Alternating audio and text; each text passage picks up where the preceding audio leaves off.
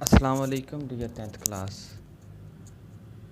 This is Junaid Bilal, as you know already. I hope so you all are fine and enjoying good health. So dear students, this is our second lecture of Park Studies. So students, today I have a different technique to teach. Students, मैंने आपकी आसानी के लिए एक easy technique use की है जिससे आपको बहुत ज़्यादा आसानी होगी और लेंथी मटेरियल को शॉर्ट्स वर्ड्स में कन्वर्ट करने का तरीका भी आ जाएगा, ताकि आप नेक्स्ट लेक्चर्स को इस तरह से खुद से तैयार कर सकें और बुक में से खुद से आप ये चीज़ें बना सकें, ताकि आपको कोई भी चीज़ डिफ़िकल्ट ना लगे। तो डियर स्टूडेंट्स, जो आज का हमारा टॉपिक है वो है बैंकों और बीमा कंपनियों को तहवील में लेना, यानी कि nationalisation of bank and insurance companies. जो इंश्योरेंस कंपनीज़ और बैंक थे उनको नेशनलाइज किया गया, यानी कि गवर्नमेंटाइज किया गया, गवर्नमेंट ने अपनी तहवील में ले लिया। तो इसको स्टार्ट करते हैं। तो बच्चों, जब भुट्टो हुकूमत आई, इस भुट्टो हुकूमत से पहले आपको जैसा कि पहले लेक्चर में पता है 22 सरमायादार ख़ानदान थे जो तकरीबन 60% इकोनॉमी पे अपना कब्ज़ा जमाए बैठे थे। तो जब भुट्टो आया, इसने बड़े बड़े जो सरमायादार ख़ानदान थे उनके पास निजी बैंक और बीमा कंपनियां थी जो बहुत ज़्यादा इस्टेब्लिश हो रही थी, ठीक है, लेकिन हुकूमत को उससे कोई फ़ायदा ना होता। फिर क्या हुआ, 19 मार्च 1972 को क्या हुआ, जो है हुकूमत ने लाइफ इंश्योरेंस कंपनियां मुल्क की तहवील में ले लीं और फिर उनको स्टेट लाइफ इंश्योरेंस के तहत इकट्ठा कर दिया। देखें, आपका तकरीबन हाफ पैराग्राफ सिर्फ 2 लाइनों में कन्वर्ट हो गया है। सरमायादार ख़ानदान थे वो, आपको इससे आप थोड़ा सा लंबा कर सकते हैं कि जो सरमायादार ख़ानदान थे उनकी हुकूमत थी और उनके कब्ज़े में सारा कुछ था, उनकी अपनी बीमा कंपनी और बैंक थे जिससे हुकूमत को कोई फ़ायदा नहीं था। दूसरा सेकंड पॉइंट आ गया। फिर आ गया जो 19 मार्च, ये डेट्स आपने लाजमी याद रखनी बच्चों। देन आ गया 19 मार्च 1972 को जो लाइफ इंश्योरेंस कंपनियां हैं वो मुल्क की तहवील में ले ली गई और उनको स्टेट लाइफ इंश्योरेंस के तहत इकट्ठा कर दिया गया।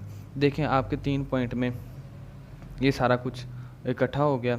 फिर क्या हुआ, उन्होंने 1 जनवरी 1974 को क्या किया, जो शेड्यूल्ड बैंक थे पाकिस्तान के, जितने भी शेड्यूल्ड बैंक थे उन्होंने क्या किया, उनको अपनी तहवील में ले लिया। तो ये 2 डेट्स हैं आपके पास, 19 मार्च 1972 और 1 जनवरी 1974।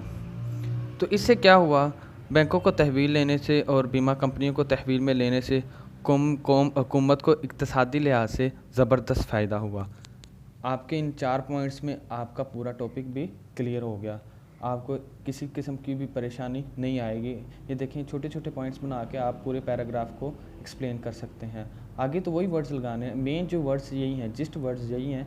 आपने आगे तो अपने पास मिनट से आप ऐड कर सकते हैं कि क्या आना है। उसके बाद हमारे पास है लेबर इस्लाहात। इसमें भी आप देखेंगे बच्चों, जो लेबर इस्लाहात है ना, जब आप पढ़ेंगे ना और इस लेक्चर को मैच करेंगे तो आपको यूँ ही लगेगा कि हम वही वाला बुक वाला पढ़ रहे हैं। तो उन्होंने क्या किया जी, लेबर इस्लाहात जो भुट्टो हुकूमत ने की, 10 फरवरी 1972 को उन्होंने नई लेबर पॉलिसी जो दी, उसके जो अहम पॉइंट थे वो ये थे। उन्होंने कहा जो जितने भी कारखाने हैं ना, उनके इंतज़ामी मामलात को चलाने वाली कमेटी में जो मज़दूर नुमाइंदे हैं वो भी शामिल किए जाएंगे, ठीक है, जो कि उनकी कुल तादाद थी 20, ठीक है, आपकी बुक पे लिखा होगा, आप बुक पे भी देख सकते हैं, ठीक है।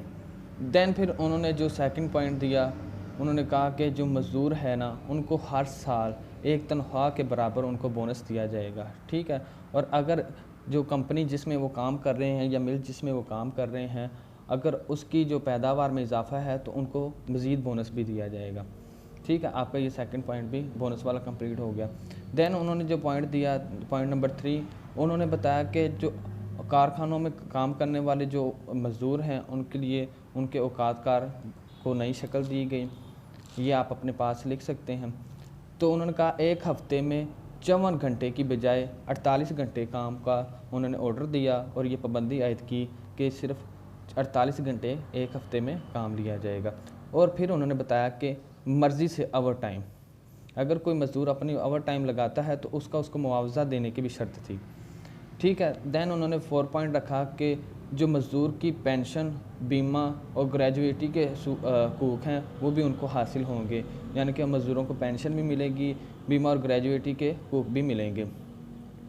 फिर उन्होंने कहा कि जो तबी इमदाद है उसकी सहूलतों के लिए आप तनख्वाह में से कटौती नहीं करेंगे। ये आपका पॉइंट नंबर 4 है। ठीक है, आप जैसे देख भी सकते हैं। फिर उन्होंने पॉइंट नंबर 5 में कहा कि जो रहायशी मज़दूरों को रहायशी मकान, तलीम की सहूलत दी जाएगी। ठीक है। फिर कम अज़ कम एक बच्चे का मैट्रिक तक का तलीमी जो ख़र्चा है वो कारखाने की तरफ से, मिल की तरफ से उठाया जाएगा। ठीक है।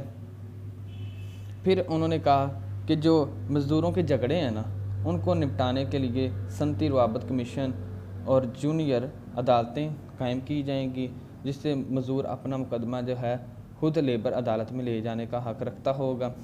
फिर जो 8वां पॉइंट है, उन्होंने कहा मज़दूर को मुलाज़म का तहफ़्फ़ुज़ देने के लिए, यानी कि जो मिल मालकान है उनको पाबंदी आयद की गई कि मज़दूरों को बरतरफ करते वक्त वाज़ेह और ठोस सबूत दें ताकि बेफजूल बरतरफी रोकी जाए। देखिए, इन छोटे छोटे पॉइंट से आप पूरा पैराग्राफ बना सकते हैं, पूरे आप जो हैं वो पॉइंट्स बना सकते हैं, सिर्फ उनकी जिस्ट पॉइंट को लिख के।